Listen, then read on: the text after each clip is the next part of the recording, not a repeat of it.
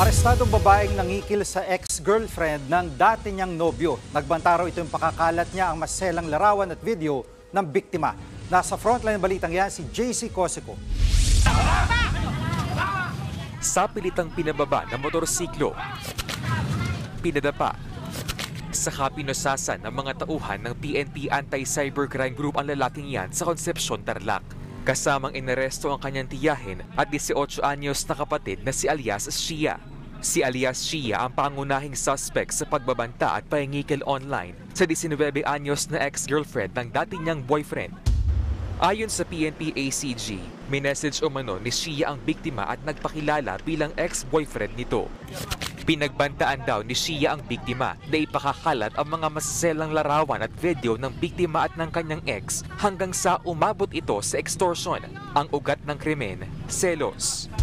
Ang rason po kung bakit nagselos ang suspect sa victim ay iniwan siya nito ng boyfriend niya para maging sila po ulit ng victim. Nung umpisa po na nakatanggap ng pera, itong suspect ay nagtuloy-tuloy na po.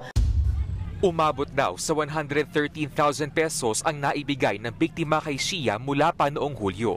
Pero humirit pa raw ito ng karagdagang 40,000 pesos noong Oktubre. Dito na nagsumbong ang biktima sa mga otoridad. Walang naipakitang video, sir. Kumbaga, ano lang talaga, sir, siya. Blackmail and extortion yung nangyari. Katulong daw ng suspect ang kapatid nitong lalaki at tiyahin sa pangongolekta ng pera at pambablackmail sa biktima. Mahaharap sila sa patong-patong na reklamo. Payo naman ng mga otoridad sa publiko, maging mapanuri at mabusisi sa mga mensaheng natatanggap online. I-verify po natin kung totoo ba ito and mag-seek po tayo ng guidance dun sa guardian po natin o sa family po natin o sa mga social workers po para or sa otoridad para sa appropriate action.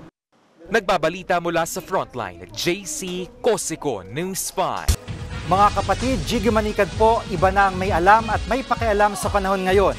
Para sa konkreto, kumpleto at komprehensibong balitaan sa Frontline, mag-follow at mag-subscribe sa social media pages ng News 5.